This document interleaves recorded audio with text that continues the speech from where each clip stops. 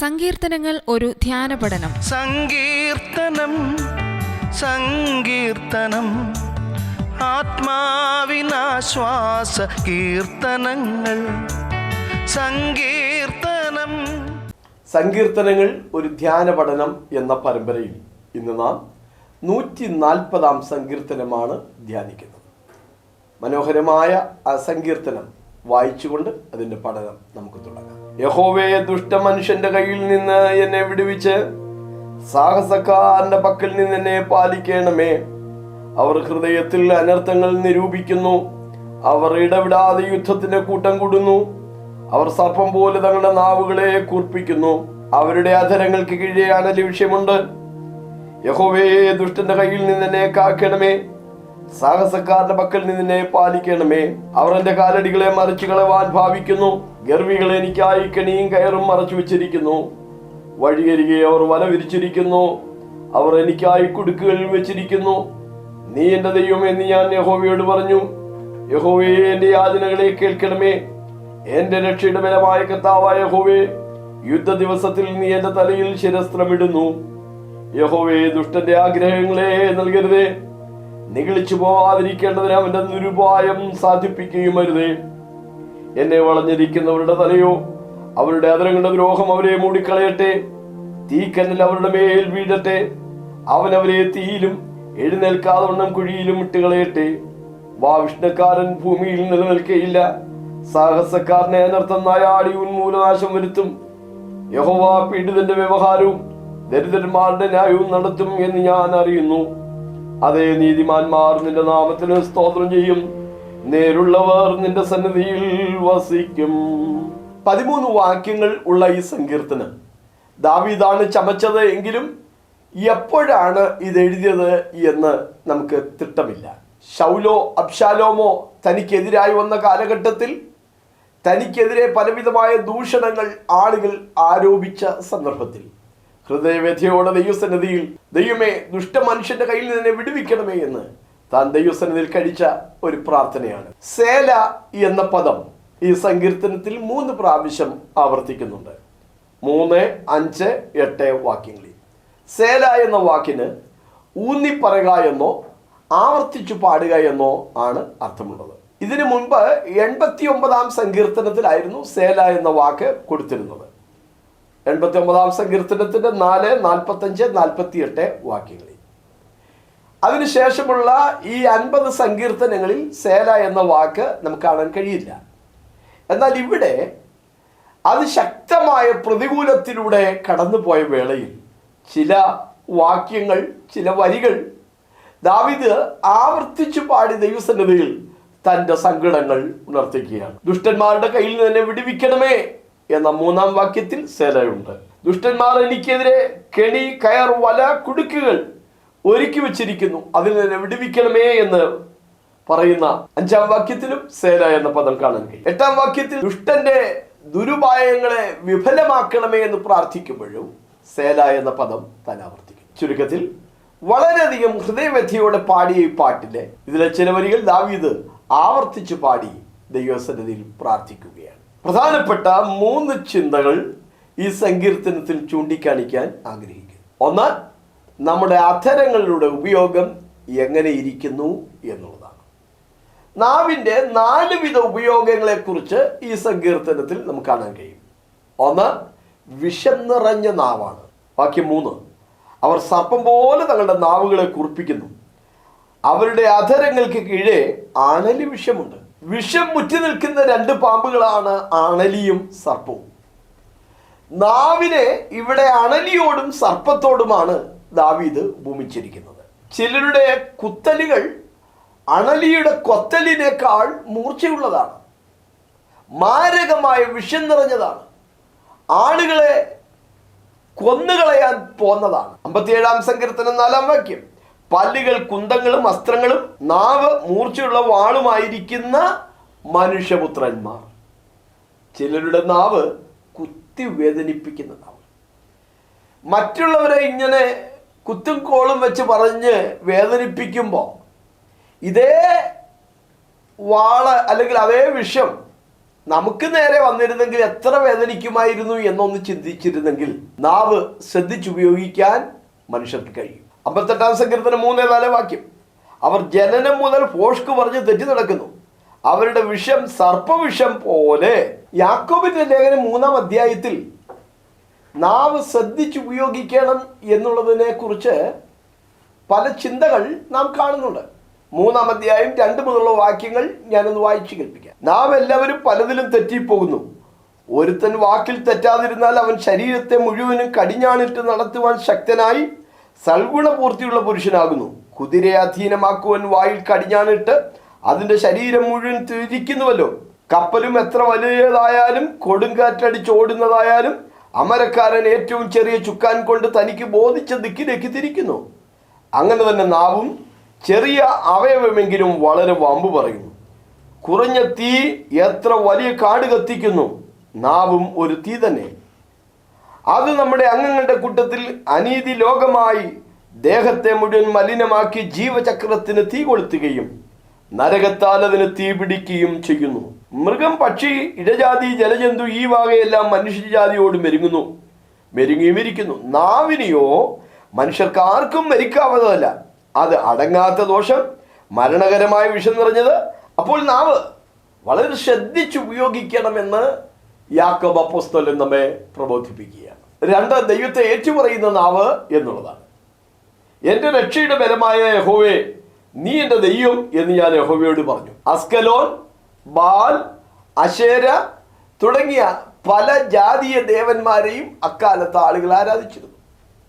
പക്ഷെ ദാവീദ് ഇവിടെ പറയുന്നു, യഹോവേ നീ എൻ്റെ ദൈവം എന്ന് ഞാൻ ഏറ്റുപറയുന്നു. നമ്മുടെ ദൈവം ആരാണ് എന്ന് നമുക്ക് നാവ് കൊണ്ടൊന്ന് ഏറ്റുപറയാൻ കഴിഞ്ഞാൽ ആ ദൈവത്തിൽ കൂടുതൽ ആശ്രയിക്കാൻ അതൊരു പ്രചോദകമായി മാറും. അതൊരു പ്രാഗൽഭ്യമാണ്, അതൊരു പ്രതിജ്ഞയാണ്, അതൊരു പ്രഖ്യാപനമാണ്, അതൊരു പ്രചോദനമാണ്, അതൊരു പ്രത്യാശയുടെ ഏറ്റുപറച്ചിലാണ്. നീ എൻ്റെ ദൈവം എന്ന് ഞാൻ യഹോവയോട് പറഞ്ഞു. 16-ാം സങ്കീർത്തനം 2-ാം വാക്യം, ഞാൻ യഹോവയോട് പറഞ്ഞത്, നീ എൻ്റെ കർത്താവാകുന്നു, നീ ഒഴികെ എനിക്ക് ഒരു നന്മയും ഇല്ല. നാവിൻ്റെ മറ്റൊരു ഉപയോഗം ആ നാവ് കൊണ്ട് ദൈവത്തോട് പ്രാർത്ഥിക്കുന്നു എന്നുള്ളതാണ്. 6-ാം വാക്യം, യഹോവേ എൻ്റെ യാചനകളെ കേൾക്കണമേ. എൻ്റെ 1-4 വാക്യം, യഹോവേ സാഹസക്കാരന്റെ പക്കൽ നിന്ന് എന്നെ പാലിക്കണമേ. ആ പ്രാർത്ഥന വൃഥാവായില്ല എന്ന് ദാവീദിന്റെ തുടർ ചരിത്രങ്ങൾ നമ്മെ പഠിപ്പിക്കും. ഒരു സാഹസികനെ പോലെ ദാവീദിനെ കൊല്ലാനായി പിൻഗമിച്ച ആളുകളൊക്കെ പരാജിതരായപ്പോഴും ദൈവം അവൻ്റെ തല ഉയർത്തി അവൻ്റെ പ്രാർത്ഥനയ്ക്ക് ഉത്തരം നൽകുകയുണ്ടായി. നാവിൻ്റെ 4-ാമത്തെ ഉപയോഗം ആ നാവ് കൊണ്ട് ദൈവത്തിന് സ്തോത്രം പറയുന്നു എന്നുള്ളതാണ്. വാക്യം 13, അതെ നീതിമാന്മാർ നിന്റെ നാമത്തിന് സ്തോത്രം ചെയ്യും. സ്തോത്രം പറയാൻ നീതിമാന് മാത്രമേ കഴിയത്തുള്ളൂ. സ്തോത്രത്തിന്റെ വില വലുതാണ്. ഞാൻ എൻ്റെ അധരാർപ്പണങ്ങളായ കാളകളെ അർപ്പിക്കുമെന്ന് ഹോശേയ പ്രവചനത്തിൽ പറയുമ്പോൾ സ്തോത്രത്തിന്റെ വില കൊമ്പും കുളമ്പുമുള്ള മൂരിയേക്കാൾ വലുതാണ് എന്ന് സങ്കീർത്തനത്തിലും വായിക്കുകയാണ്. സ്തോത്രം എന്ന യാഗം അർപ്പിക്കുന്നവൻ എന്നെ മഹത്വപ്പെടുത്തുകയാണ്. നാം അവന്റെ നാമത്തെ ഏറ്റുപറയുന്ന അധരഫലം എന്ന സ്തോത്രയാഗം ഇടവിടാതെ അർപ്പിക്കുക. കൃപ പലരിലും പെരുകി കർത്താവിന്റെ നാമമഹിത്വത്തിനായി സ്തോത്രം വർദ്ധിപ്പിക്കണം. എല്ലാറ്റിനും സ്തോത്രം ചെയ്യുവിൻ, ഇതല്ലോ നിങ്ങളെക്കുറിച്ച് ക്രിസ്തുയേശുവിൽ ദൈവേഷ്ടം. സ്തോത്രത്തിൽ കവിഞ്ഞു വിരിപ്പീൻ എന്നാണ് പുതിയ നിയമം നമ്മെ പഠിപ്പിക്കുന്നത്. ഈ സങ്കീർത്തനത്തിന്റെ ആദ്യത്തെ വരികൾ വിലാപങ്ങളായിരുന്നു, നിലവിളികളായിരുന്നു, യാചനകളെ ശ്രദ്ധിക്കണമേ എന്നുള്ള പ്രാർത്ഥനകളായിരുന്നു. എന്നാൽ അതിൻ്റെ ഒടുവിലേക്ക് വരുമ്പോൾ നീതിമാന്മാരുടെ സംഘത്തെ മുഴുവൻ വിളിച്ചുകൊണ്ട് എന്നോട് ചേർന്ന് ദൈവത്തെ മഹത്വപ്പെടുത്തുവീൻ എന്ന് പറഞ്ഞുകൊണ്ട് ദാവീദ് ദൈവത്തിന് സ്തോത്രം ചെയ്യാണ്. ആദിയെങ്കിൽ കൈപ്പാകിലും അന്ത്യമോ മധുരമത്രേ. 140-ാം സങ്കീർത്തനത്തിലെ 2-ാമത്തെ പ്രധാനപ്പെട്ട ചിന്ത ദൈവം നമുക്ക് ആരാകുന്നു എന്നുള്ളതാണ്. ദൈവത്തിൻ്റെ ചാതുര്യമേറിയ കൃപാകടാക്ഷം വെളിപ്പെടുത്തുന്ന പല പ്രവർത്തികൾ ഈ സങ്കീർത്തനത്തിൽ കാണാൻ കഴിയും. ഒന്ന്, ദൈവം ശത്രുവിൻ്റെ കയ്യിൽ നിന്ന് നമ്മെ വിടുവിക്കുന്നവനാണ് എന്നുള്ളതാണ്. ശത്രുവിനെ കുറിച്ചുള്ള ഈ സങ്കീർത്തനത്തിലെ വിശദീകരണങ്ങൾ ശ്രദ്ധിക്കണം. ദുഷ്ട മനുഷ്യൻ, സാഹസക്കാരൻ എന്നൊക്കെയാണ് അതിന്റെ 1, 4, 11 വാക്യങ്ങളിൽ നാം വായിക്കുന്നത്. സാഹസക്കാരൻ എന്ന് പറഞ്ഞാൽ എന്ത് ദ്രോഹവും ചെയ്യാൻ മടിയില്ലാത്തവൻ, ഏതറ്റം വരെയും കടന്നു എന്ന് ആക്രമിക്കാൻ വെമ്പുന്ന മനുഷ്യൻ. അവർ ഗർവികളാണ് അഥവാ നിഗളികളാണെന്ന് 5-ാം വാക്യത്തിൽ നമ്മൾ വായിക്കുന്നു. ദൈവം ദാവീദിനെ കൈവിട്ട് അവരുടെ പക്കൽ ഏൽപ്പിച്ചു കൊടുത്താൽ അവർ നിഗളിക്കും. ദൈവമേ, അതിന് ഇട കൊടുക്കരുതേ എന്ന് ദാവീദ് പ്രാർത്ഥിക്കുകയാണ്. അവന്റെ നാവിൽ വിഷമാണ് നിറഞ്ഞിരിക്കുന്നത്. മുൻപ് നാം കണ്ടുവല്ലോ, അണലിയുടെയും സർപ്പത്തിന്റെയും വിഷം നിറഞ്ഞതുപോലത്തെ അവസ്ഥകളാണ് അവരുടെ നാവിലൂടെ പുറത്തേക്ക് വമിക്കുന്നത്. സാധാന്യമായ ഒരു വ്യാപാരം ഇങ്ങനെയുള്ള നാവുകൾ ഉണ്ട് എന്നുകൂടി നാം മനസ്സിലാക്കണം. ദാനിയേൽ പ്രവചനം 7:8 അന്തിക്രിസ്തുവിനെ കുറിച്ച് സൂചിപ്പിക്കുമ്പോൾ ഇങ്ങനെ വായിക്കുന്നു, വമ്പ് പറയുന്ന നാവും ഉണ്ടായിരുന്നു. വെളിപ്പാട് 13:5 വമ്പും ദൂഷണവും പറയുന്ന വായ് അതിന് ലഭിച്ചു. അപ്പോൾ സാത്താന്റെ പ്രത്യേകത വമ്പ് പറയുന്നതാണ്, ദൂഷണം പറയുന്നതാണ്. സാത്താന്റെ പ്രേരണയാൽ പല ആളുകളും അങ്ങനത്തെ പ്രവർത്തികൾ ഇന്നും തുടരുന്നുണ്ട്. നമ്മുടെ നാവുകളെ ശ്രദ്ധിക്കുവാൻ ദൈവം നമുക്ക് കൃപ ചെയ്യട്ടെ. ശത്രുവിനെ കുറിച്ചുള്ള ഒരു വിശദീകരണം കാലടികളെ മറിച്ചു കളവാൻ ശ്രമിക്കുന്നവൻ എന്നുള്ളതാണ്. വാക്യം 4, അവർ എൻ്റെ കാലടികളെ മറിച്ചു കളവാൻ ഭാവിക്കുന്നു. കാലടികളെ മറിച്ചു കളവാൻ വേണ്ടി എന്താണ് ചെയ്യുന്നത്? 4 വിധ ചതികൾ ഒളിപ്പിച്ചു വെക്കുകയാണ്. അതിന്റെ 5-ാമത്തെ വാക്യം, ഗർവികൾ എനിക്കായി കെണിയും കയറും മറച്ചു വെച്ചിരിക്കുന്നു, വഴിയരികെ അവർ വല വിരിച്ചിരിക്കുന്നു, അവർ എനിക്കായി കുടുക്കുകൾ വെച്ചിരിക്കുന്നു. നോക്കിക്കേ, നീതിമാനായ ഒരു ഭക്തനെ തകർക്കാൻ വേണ്ടി അവർ ചെയ്യുന്ന ആ സാഹസികമായ പ്രവൃത്തികൾ, കെണി, കയർ, വല, കുടുക്ക്, ചതിയിൽ അകപ്പെടുത്തി തകർത്ത് കളവാൻ വേണ്ടിയുള്ള പദ്ധതികൾ ഒരുക്കി വെച്ചിരിക്കുന്നു. ഇങ്ങനെയുള്ള ചതിപ്രയോഗങ്ങൾ, ട്രാപ്പുകൾ ഒരുക്കി വെക്കുന്നത് ഇരയെ പിടിക്കാനാണ്. ഒരു ഇരയ്ക്ക് സമാനമായിട്ടാണ് ദുഷ്ടന്മാരിപ്പോൾ ദാവീദിനെ ദർശിക്കുന്നത്. ആരൊക്കെയായിരുന്നു ദാവീദിന്റെ ശത്രുക്കൾ? ദാവീദിന് പൊതുവെ ഉണ്ടായിരുന്ന ഒരു 5 ശത്രുക്കളെ കുറിച്ച് വേദപുസ്തകത്തിലൂടെ നമുക്ക് മനസ്സിലാക്കാൻ കഴിയും. 1, ശൗൽ തനിക്കെതിരായി മാറിയ സന്ദർഭമുണ്ട്. അതിന്റെ ചരിത്രപരമായ കാരണം ഗോലിയാത്ത് എന്ന ആ മഹാമല്ലനെ, ഫെലിസ്ത്യ മല്ലനെ ദാവീദ് തകർത്തു എന്നുള്ളതാണ്. വാസ്തവത്തിൽ അതിൽ സന്തോഷിക്കുകയായിരുന്നു ശൗൽ ചെയ്യേണ്ടിയിരുന്നത്. പക്ഷേ ശൗൽ അസൂയാലുവായി മാറുകയാണ് ഉണ്ടായത്. അതിന്റെ കാരണം തിരുവെഴുത്തിൽ നിന്ന് വായിച്ചു കേൾപ്പിക്കാം. 1 ശമൂവേൽ 18:6 മുതൽ 9 വരെയുള്ള വാക്യം. ദാവീദ് ഫെലിസ്ത്യനെ സംഹരിച്ച ശേഷം അവർ മടങ്ങി വരുമ്പോൾ ഫെലിസ്ത്യ പട്ടണങ്ങളിൽ നിന്നൊക്കെയും സ്ത്രീകൾ പാടിയും നൃത്തം ചെയ്തും തപ്പും തമ്പുരുവുമായി സന്തോഷത്തോടെ ശൗൽ രാജാവിനെ എതിരേറ്റിരുന്നു. സ്ത്രീകൾ വാദ്യഘോഷത്തോടെ ഗാനപ്രതിഗാനമായി ശൗൽ 1000 കൊന്നു, ദാവീദോ 10,000 എന്ന് ഏറ്റുപാടി. അപ്പോൾ ശൗൽ ഏറ്റവും കോപിച്ചു. ഈ വാക്ക് അവന് അനിഷ്ടമായി. അവർ ദാവീദിന് 10,000 കൊടുത്തു, എനിക്ക് 1000 തന്നുള്ളൂ, ഇനി രാജ്യത്വമല്ലാതെ അവന് കിട്ടുവാൻ എന്തുള്ളൂ എന്ന് അവൻ പറഞ്ഞു. അന്ന് മുതൽ ശൗലിന് ദാവീദിനോട് കണ്ണുകടി തുടങ്ങി. ദാവീദിന്റെ ഒരു ശത്രു ശൗലാണ്. അത് അസൂയയിൽ നിന്ന് ആരംഭിച്ച ഒരു ശത്രുത്വമാണ്. ദാവീദിന്റെ മറ്റൊരു ശത്രു എന്നുള്ളത് തന്റെ പ്രാണസ്നേഹിതനും വിശ്വസ്ത മന്ത്രിയുമായിരുന്ന അഹീത്തോഫേൽ കൂറുമാറി എന്നുള്ളതാണ്. തന്റെ മകനായ എലിയാമിന്റെ മകളായിരുന്നു ബേത്ശേബ. തന്റെ കൊച്ചുമകളായ ബേത്ശേബയെ ദാവീദ് പീഡിപ്പിക്കുകയും അവളുടെ ഭർത്താവായ ഊരിയാവിനെ കൊല്ലിക്കുകയും ചെയ്തതിന്റെ പകവീട്ടലായിരുന്നു ഈ മറുകണ്ഠം ചാടൽ എന്ന് പറയുന്നത്. ദാവീദിന്റെ ശത്രുവായി മാറിയ മറ്റൊരു വ്യക്തി സ്വന്തം മകനായ അബ്ശാലോമാണ്. രഹസ്യമായി ഏതാണ്ട് 4 വർഷത്തോളം കരുനീക്കം നടത്തി ജനത്തിന്റെ ഹൃദയം മുഴുവൻ അവൻ വശീകരിച്ച് പെട്ടെന്ന് ഒരു ദിവസം അവൻ തന്നെ രാജാവായി സ്വയം അവരോധിച്ചു. എന്ന് മാത്രമല്ല, പേടിച്ച് കാട്ടിലേക്ക് പോയ ദാവീദിനെ കൊല്ലാൻ പടജനത്തെയും തെരഞ്ഞെടുത്ത് പുറകെ പോവുകയും ചെയ്ത ഒരു വ്യക്തിയാണ് മകനായ അബ്ശാലോം. ദാവീദിന്റെ 4ാമത്തെ ശത്രു ശിമെയിയാണ്. ദാവീദ് കൊട്ടാരം വിട്ടോടുമ്പോൾ രക്തപാതക പോ എന്ന് പറഞ്ഞ് കല്ലും മണ്ണും വാരി എറിഞ്ഞ് പുറകെ ചെന്ന ഒരു ശത്രുവായിരുന്നു ശിമെയി. 5ാമത്തെ ശത്രു ഏദോമിനായ ദേവോഗ. ശൗൽ യുദ്ധം ചെയ്ത് ജയിച്ച കൂട്ടത്തിൽ ഏദോം പിടിച്ചടക്കി. ഏദോമിൽ നിന്ന് ഈ ദേവോഗിനെയും പിടിച്ചു കൊണ്ടുവരികയും ആട്ടിടയന്മാർക്ക് മേലധികാരിയാക്കി മാറ്റുകയും ചെയ്തു. ഇവൻ യഹൂദ മതം സ്വീകരിക്കുകയും യഹൂദന്റെ ആലയത്തിൽ പലപ്പോഴും പോകുകയും ചെയ്യുമായിരുന്നു. ഒരിക്കൽ ഇവൻ ദേവാലയത്തിൽ യദൃശ്ചിയാ ചെന്നപ്പോൾ അവിടെ വെച്ച് നോഹിലെ പുരോഹിതന്റെ അടുക്കൽ വന്ന് ദാവീദ് വാളും അപ്പവും ഒക്കെ വാങ്ങുന്നത് കാണുകയും അത് ശൗലിനെ ഒറ്റിക്കൊടുക്കുകയും ചെയ്തു. തൽഫലമായി നോബിലെ 85 പുരോഹിതന്മാരെ ഈ ഏദോമ്യനായ ദേവോഗ് വെട്ടിക്കൊല്ലുകയും ചെയ്തു. ചുരുക്കത്തിൽ രാജ്യത്തെ രാജാവായ ശൗല് തൻ്റെ സ്വന്തം മകനായ അബ്ശാലോം, തൻ്റെ വിശ്വസ്ത മന്ത്രിയായ അഹിത്തോഫേൽ, അവിടുത്തെ ഒരു പ്രജയായിരുന്ന ശിമെയി, ഏദോമ്യനായ ദേവോഗ്, ഇവരെല്ലാം ദാവീദിനെതിരാണ്. താൻ ദൈവത്തോട് പ്രാർത്ഥിക്കുകയാണ്, ദൈവമേ, ഇവരെനിക്കായി ഒരുക്കി വെച്ചിരിക്കുന്ന കെണി, കയർ, വല, കുടുക്ക് മുതലായ ചതിപ്രയോഗങ്ങളിൽ നിന്ന് എന്നെ രക്ഷിക്കണം. വാക്യം 12, യഹോവ പീഡിതന്റെ വ്യവഹാരവും ദരിദ്രന്മാരുടെ ന്യായവും നടത്തും എന്ന് ഞാൻ അറിയുന്നു.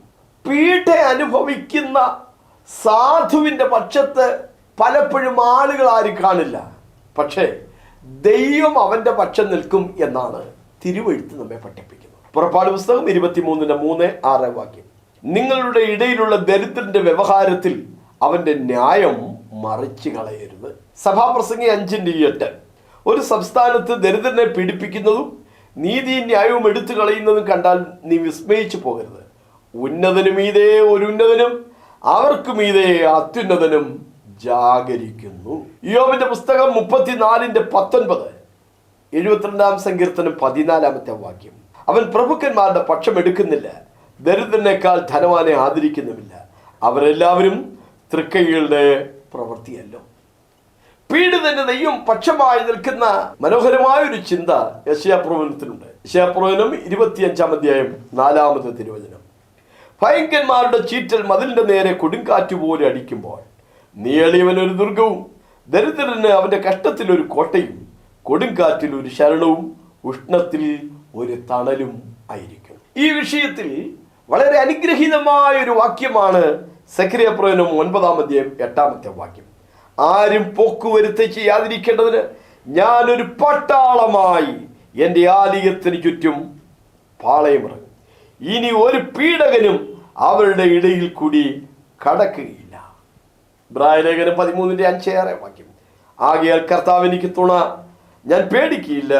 മനുഷ്യരെന്നോട് എന്ത് ചെയ്യുമെന്ന് നമുക്ക് ധൈര്യത്തോടെ പറയാം. ദൈവം അനുകൂലമെങ്കിൽ പ്രതികൂലമായ. ഈ സങ്കീർത്തനത്തിലെ 3-ാമത്തെ പ്രധാനപ്പെട്ട ചിന്ത തലയിലിടുന്ന 2 കാര്യങ്ങൾ എന്നുള്ളതാണ്. 7-ാം വാക്യത്തിൽ തലയിലിടുന്ന ഒരു കാര്യത്തെക്കുറിച്ച് നമ്മൾ വായിക്കുന്നു. എൻ്റെ രക്ഷയുടെ ബലമായ കർത്താവായ യഹോവേ, യുദ്ധ ദിവസത്തിൽ നീ എൻ്റെ തലയിൽ ശിരസ്ത്രമിടുന്നു. യുദ്ധ ദിവസത്തിൽ നീ എൻ്റെ തലയിൽ ശിരസ്ത്രമിടുന്നു. ദാവീദിന് ഒരുപാട് യുദ്ധങ്ങൾ നേരിടേണ്ടി വന്നിട്ടുണ്ട്. ഒരിക്കൽ ഒരു കരടിയും പിന്നീട് ഒരിക്കൽ സിംഹവും തനിക്കെതിരെ വന്നിട്ടുണ്ട്. ഗോലിയാത്ത് എന്ന മല്ലനായ മനുഷ്യൻ തനിക്കെതിരായി വന്നിട്ടുണ്ട്. ശൗൽ തന്നെ കൊല്ലാൻ പല പ്രാവശ്യം ശ്രമിക്കുന്നുണ്ട്. രാമാ മക്കളിൽ ഒരുവനായി ഇശ്ബീബോനേബ് തന്നെ കൊല്ലാനായി ആഞ്ഞെടുക്കുന്നുണ്ട്. തന്നെയുമല്ല, ഒരുപാട് ശത്രു സൈന്യവുമായി തനിക്ക് യുദ്ധത്തിൽ നേരിട്ട് ഇടപെടേണ്ടി വന്നിട്ടുണ്ട്. പക്ഷേ ഈ ദുർദിവസങ്ങളിലൊന്നും ദാവീദ് താളടിയാകാൻ ദൈവം അനുവദിച്ചില്ല എന്ന് മാത്രമല്ല, യുദ്ധ ദിവസത്തിൽ ദൈവനെ സംരക്ഷിച്ചു. ശിരസിനെ ശിരസ്ത്രം സംരക്ഷിക്കുന്നത് പോലെ ദൈവം അവന് ചുറ്റും പട്ടാളമായി വെളിപ്പെട്ട് കാവലായി ഇറങ്ങി വന്ന് പരിചയമായി വെളിപ്പെട്ട് ദൈവനെ പരിപാലിക്കുകയുണ്ടായി. നമുക്കും ജീവിതത്തിൽ ദുർദിവസങ്ങളെ നേരിടേണ്ടതായിട്ട് വരും. ഉസിയ രാജാവ് തൻ്റെ പട്ടാളത്തിലുള്ള സൈനികർക്ക് 6 വിധ ആയുധങ്ങൾ നൽകിയതായി വേദപുസ്തകത്തിൽ നാം വായിക്കുന്നു. 2 ദിനവൃത്താന്തം 26:14. ഉസിയാവ് അവർക്ക് സർവ്വസൈന്യത്തിനും തന്നെ പരിച, കുന്തം, തലകോരിക, കവചം, വില്ല്, കവിണക്കല്ല് എന്നിവ ഉണ്ടാക്കി കൊടുത്തു. അപ്പോൾ ഈ 6 ആയുധങ്ങൾ ഭൗതികങ്ങളായിരുന്നു. എന്നാൽ ഇന്ന് നമുക്ക് ദൈവം നൽകിയിരിക്കുന്നത് ഭൗതികമായ ആയുധങ്ങളല്ല. നമ്മുടെ യുദ്ധം ഭൗതികമല്ല, ജഡികമല്ല.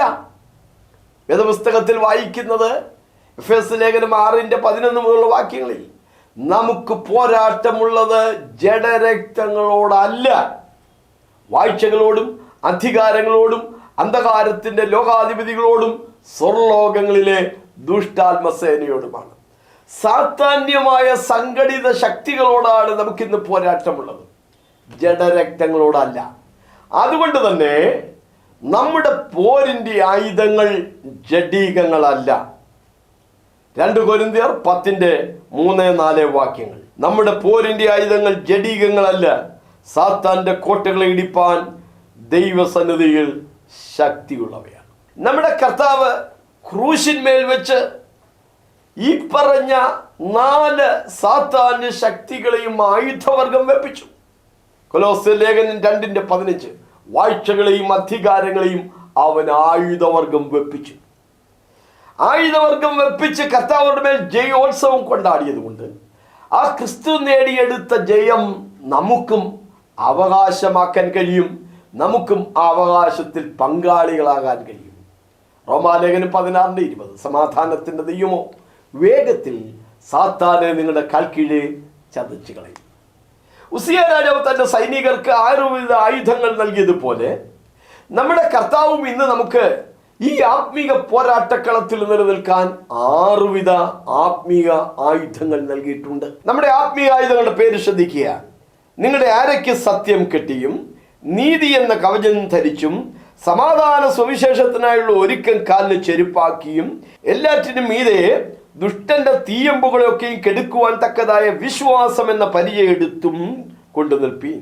രക്ഷ എന്ന ശിരസ്ത്രവും ദൈവവചനം എന്ന ആത്മാവിന്റെ വാളും കൈക്കൊള്ളുവീൻ. ഉസിയ രാജാവ് നൽകിയ 6 ആയുധങ്ങളും അത് പ്രതിരോധത്തിനും പ്രത്യാക്രമണത്തിനുമുള്ളതായിരുന്നു. ഇവിടെയും പറയുന്ന ആത്മീക ആയുധങ്ങൾ പ്രതിരോധത്തിനും പ്രത്യാക്രമണത്തിനുമുള്ളതാണ്. എടുത്തുകൊള്ളുവീൻ, ധരിച്ചുകൊള്ളുവീൻ എന്ന് പറയുന്നു. അതിലെ 5ാമത്തെ ആത്മീക ആയുധമാണ് നമ്മുടെ ചിന്താ വിഷയം. യുദ്ധ ദിവസത്തിൽ അവൻ എൻ്റെ തലയിൽ ശിരസ്ത്രമിടുന്നു. ശിരസ്ത്രം എന്ന പദം പുതിയ നിയമത്തിൽ 2 ഉദ്ധരിക്കുന്നു. എഫേസ്യ ലേഖനം 6:17 അത് നമ്മളിപ്പോൾ കണ്ടു. അതേപോലെ തന്നെ 1 തെസ്സലോനിക്ക ലേഖനം 5:8 നമ്മൾ വായിക്കുന്നു. നാമോ ശിരസ്ത്രമായി രക്ഷയുടെ പ്രത്യാശയും ധരിച്ചുകൊണ്ട്. രക്ഷയുടെ ശിരസ്ത്രം. ഞാൻ രക്ഷിക്കപ്പെട്ട ഒരു ദൈവവൈദ്യനാണ്, ആ ആത്മരക്ഷ എൻ്റെ മേലുണ്ട്. അങ്ങനെയെങ്കിൽ ക്രിസ്തുവിന്റെ രക്തത്താലാണ് നാം വിടുതൽ പ്രാപിച്ചത്. ആ ക്രിസ്തുവിന്റെ രക്തക്കോട്ടയിൽ അവൻ നമ്മെ മറയ്ക്കുകയും ചെയ്യും. അതുകൊണ്ട് ഇപ്പോൾ ക്രിസ്തു യേശുവിലുള്ളവർക്ക് ഒരു ശിക്ഷാവിധിയുമില്ല. പിശാചിന്റെ മേൽ അവർക്ക് ജയമുണ്ട്. സാത്താന്റെ ശക്തികൾക്ക് അവരെ കീഴടക്കാൻ സാധ്യമല്ല.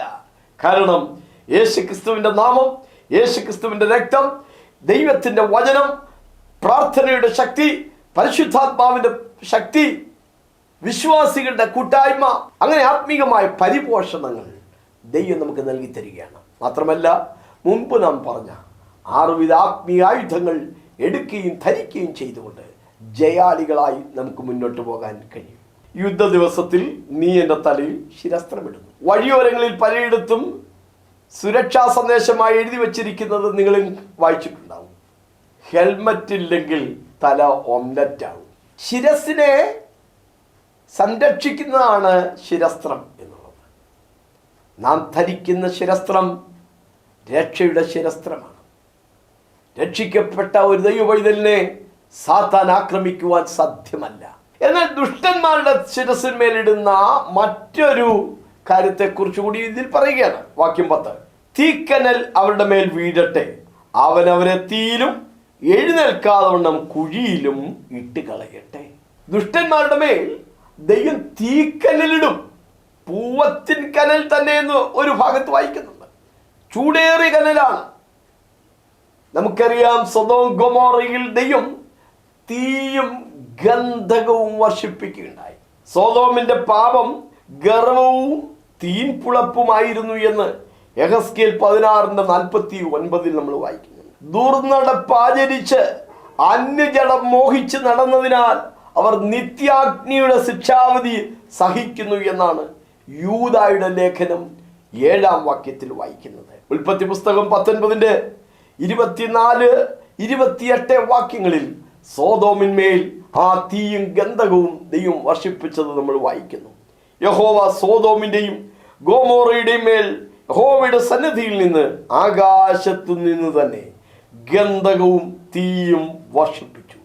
ദേശത്തിലെ പുക തീച്ചുളയിലെ പുക പോലെ പൊങ്ങുന്നത് കണ്ടു. 11-ാം സങ്കീർത്തനം 6-ാം വാക്യം, ദുഷ്ടന്മാരുടെ മേൽ അവൻ കെണികളെ വർഷിപ്പിക്കും, തീയും ഗന്ധകവും ഉഷ്ണക്കാറ്റും അവരുടെ പാനപാത്രത്തിലെ ഓഹരി ആയിരിക്കും. യെശയ്യാപ്രവചനം 13:19 ദൈവം സോദോമിനെയും ഗോമോറയെയും മറിച്ചു കളഞ്ഞു എന്നാണ് വായിക്കുന്നത്.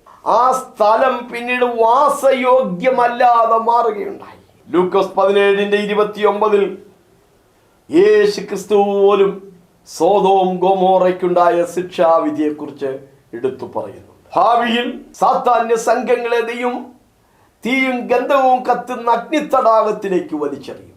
മാത്രമാണോ, ദുഷ്ടന്മാരോടും അന്നവൻ തീർത്തു പറയും, സാത്താനും അവന്റെ കൂട്ടർക്കും ഒരുക്കിയിരിക്കുന്ന നിത്യാഗ്നിയിലേക്ക്, നിത്യശിക്ഷാവിധിയിലേക്ക് പോകുവീൻ എന്നാണ്.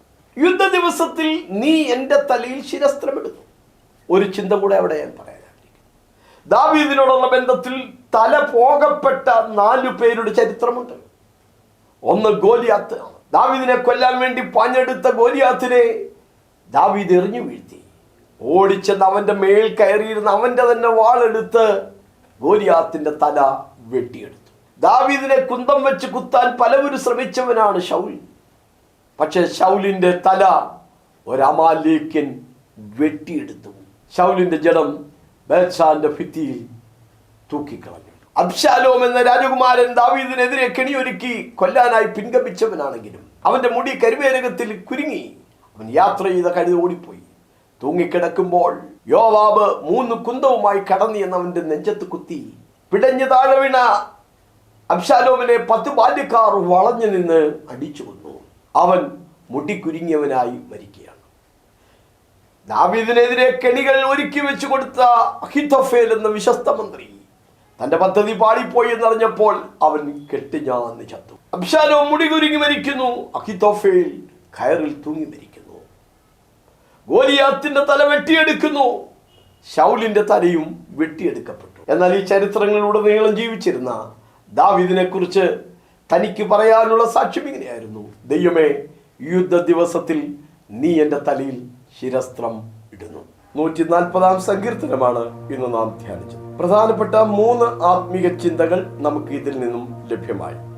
ഒന്ന്, അധരങ്ങൾ എങ്ങനെ ഉപയോഗിക്കണം എന്നുള്ളതാണ്. നാവുകളുടെ 4 വിധ ഉപയോഗങ്ങൾ നാം ഇതിൽ കണ്ടു. ഒന്ന്, വിഷം നിറഞ്ഞ നാവുകളായിരുന്നു. അണലി വിഷം പോലെ, സർപ്പവിഷം പോലെയുള്ള നാവുകൾ ഉപയോഗിക്കുന്ന മനുഷ്യരുണ്ട്.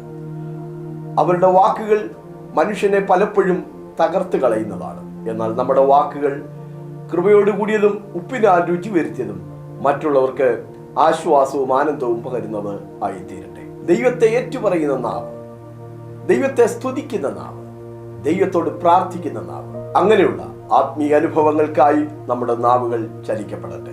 2, ദൈവം നമുക്ക് ആരാകുന്നു എന്നുള്ളതാണ്. ശത്രുവിന്റെയും പകയിന്റെയും കയ്യിൽ നിന്ന് ദൈവം നമ്മെ വിടുവിക്കുന്നു. ശത്രുക്കൾ ഒരുക്കിയ അനവധിയായ കെണികളിൽ നിന്ന് ദൈവം ദാവീദിനെ അത്ഭുതകരമായി വിടുവിച്ചു. ശൗൽ, അബ്ശാലോം, അഹിത്തോഫേൽ, ഏദോമ്യനായ ദേവോഗ്, ശിമെയി എന്നീ 5 വ്യക്തികൾ ദാവീദിനെതിരായി വന്നുവെങ്കിലും അവരുടെ എല്ലാം കെണികളിൽ നിന്ന്, കുടുക്കുകളിൽ നിന്ന് ദൈവം അത്ഭുതകരമായി ദാവീദിനെ വിടുവിക്കുന്നു. പീഡ അനുഭവിക്കുന്ന ഭക്തന്റെ പക്ഷത്ത് എന്നും ദൈവമുണ്ട് എന്നുള്ളത് വേദപുസ്തകം വ്യക്തമാക്കുന്ന ഒരു സത്യമാണ്. 3, തലയിലിടുന്ന 2 കാര്യങ്ങൾ എന്നുള്ളതാണ്. യുദ്ധ ദിവസത്തിൽ നീ എൻ്റെ തലയിൽ ശിരസ്ത്രമിടുന്നു. ഉസിയ രാജാവ് തന്റെ സൈനികർക്ക് 6 വിധ ആയുധങ്ങൾ പ്രതിരോധത്തിനും പ്രത്യാക്രമണത്തിനായി നൽകി. നമുക്കിന്ന് കർത്താവ് തന്നിരിക്കുന്നത് തികച്ചും ആത്മീകമായ ആയുധങ്ങളാണ്. കാരണം നമ്മുടെ പോരിന്റെ ആയുധങ്ങൾ ജഡീകങ്ങളല്ല. നമുക്ക് പോരാട്ടമുള്ളത് ജഡരക്തങ്ങളോടുമല്ല. ആത്മീകമായ ആയുധങ്ങൾ എടുക്കുകയും ധരിക്കുകയും ചെയ്തുകൊണ്ട് ശത്രുവിനോട് എതിർത്ത് വിജയകരമായൊരു ക്രിസ്തീയ ജീവിതം ചെയ്യാൻ ദൈവം നമ്മെ സഹായിക്കും. തീക്കനൽ ദുഷ്ടന്മാരുടെ മേൽ നിബന്ധിക്കും. അവരെ തീയിലും എഴുന്നേൽക്കാതോണം കുഴിയിലും ഇട്ടുകളയും. സൊദോം ഗൊമോറയിൽ തീയും ഗന്ധകവും വർഷിപ്പിച്ചതുപോലെ ഭാവിയിൽ ഒരിക്കൽ ദുഷ്ടന്മാരെ ദൈവം അഗ്നിത്തടാകത്തിലേക്ക് വലിച്ചെറിയും. തീയും ഗന്ധകവും കത്തുന്ന പൊയ്കയിൽ അവർ നിബന്ധിക്കേണ്ടതായിട്ട് വരും. ഒരു ആത്മീക ചിന്ത. നമുക്കിന്ന് പോരാട്ടമുണ്ട്. ജഡത്തോടും ലോകത്തോടും പാപത്തോടുമൊക്കെ നമുക്ക് പോരാട്ടമുണ്ട്. പ്രാർത്ഥനാ ജീവിതം തന്നെ ഒരു പോരാട്ടമാണ്. ഈ പോരാട്ടത്തിൽ നിങ്ങൾ തളരുകയില്ല, തകരുകയില്ല. ദൈവം നിങ്ങളെ ജയാളികളാക്കി മാറ്റും. ഈ ആത്മീയ പോരാട്ടത്തിൽ നിങ്ങൾ വിജയിക്കുക തന്നെ ചെയ്യും.